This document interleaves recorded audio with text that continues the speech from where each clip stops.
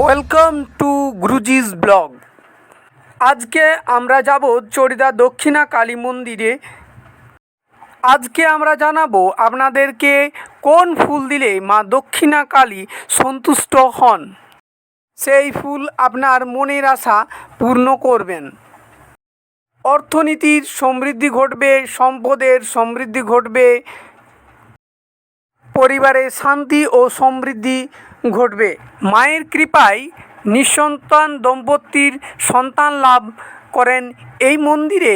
মায়ের শরণে তারা দক্ষিণাকারীর সবচেয়ে প্রিয় ফুল হচ্ছে জবা ফুল। আপনারা মা তারাকে জবা ফুল দিয়ে সন্তুষ্ট করতে পারেন। তন্ত্র জানি নে মা, জানি শুধু তুই আমার মা। সন্তান সন্ততিদের একমাত্র নিরাপদ আশ্রয় মা, মা তারাময়ী। জয় তারা, জয় তারা, জয় তারা। অনেক নিঃসন্তান দম্পতি এখানে এসে মায়ের কৃপায় সন্তান লাভ করেছেন। বিধি মেনেই এখানে পূজা অর্চনা আচার অনুষ্ঠান এখানে মায়ের পুজো নিত্য দিনই হয়। এখানে গৃহগর্ভ খোলা হয়, তারপর 11টা থেকে পূজা অর্চনা শুরু হয়। পুজো দিতে গেলে আপনাকে অবশ্যই উপোস করে এখানে আসতে হবে। আপনি পুজোর জন্য জবা ফুল ও অন্যান্য ফুল এবং ধূপ ধুনো ও অন্যান্য পুজোর সামগ্রী আপনি নিয়ে আসতে পারেন। চলুন মন্দির গৃহগর্ভে প্রবেশ করা যাক। মন্দিরে প্রচুর ভিড় রয়েছে। জয় তারা, জয় তারা। মা দক্ষিণা কালীর চরণে শতকোটি প্রণাম।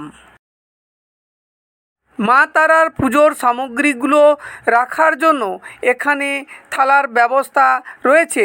আপনি চাইলে এখান থেকে থালা নিয়ে পুজোর সামগ্রী রেখে মায়ের চরণে পুজো অর্পণ করতে পারেন এবং পরবর্তীকালে সেই থালা আপনি আবার মন্দিরে রেখে চলে যাবেন। আপনারা ফুল আনবেন জবা ফুল, বেল ফুল, সাদা ফুল ও বিভিন্ন প্রকারের ফুল আনতে পারেন। জবা ফুলের মালাও আপনি আনতে পারেন।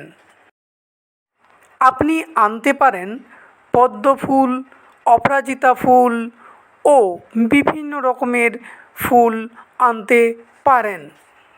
আপনি পুজোর সামগ্রী আনতে পারেন। পুজোর উপকরণ আনতে পারেন প্রদীপ, ধূপ, ধুনো, সলতে, পৈতে, ঘি অথবা তেল, আতপ চাল, কর্পূর, সিঁদুর, লাড্ডু, চিড়ে, কলা, আপেল, গুড় ইত্যাদি। মা তারাকে মনোবাসনা জানাতে চাইলে অবশ্যই একটি মোটা নারকেল নিয়ে আসতে হবে।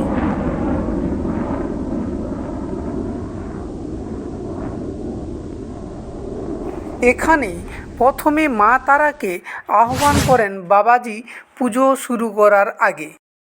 ভক্তরা যে এসেছেন তারা পান, পৈতা, সুপারি দিয়ে মাকে জানায় এবং বাবাজি সেটি অর্পণ করে দেন মায়ের চরণে।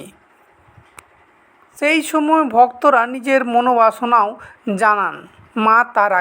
তারপর বাবাজি পুজো শুরু করেন, মায়ের পুজো করেন। বাবাজির পুজো হওয়ার পর প্রদীপ উৎসর্গণ করেন, ভক্তদের পুষ্পাঞ্জলি দেওয়া করান। তারপর ভক্তরা নিজের নিজের মনের আশা মাকে জানায়। একটি ফল অর্থাৎ নারকেল ও ধূপ জ্বালিয়ে সেই নারকেলটি মায়ের চরণে অর্পণ করে দেন বাবাজি।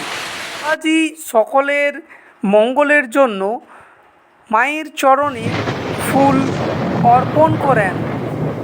সকল ভক্তদের মধ্যে প্রসাদ বিতরণ করা হয়। তারপর শুরু হয় আরতি। মা তারার আরতি শুরু করা হয়। সকল ভক্তই মা তারার আরতি করতে পারেন এবং মায়ের আশীর্বাদ কৃপা লাভ করতে পারেন। বাবাজি প্রথমে মা তারার আরতি করেন, তারপর ভক্তদেরকে আরতি করার জন্য সুযোগ করে দেন। প্রত্যেক ভক্তই আরতি করেন এবং মনোবাঞ্ছনা জানান। তারপর মা তারাকে চামর দুলিয়ে দেওয়া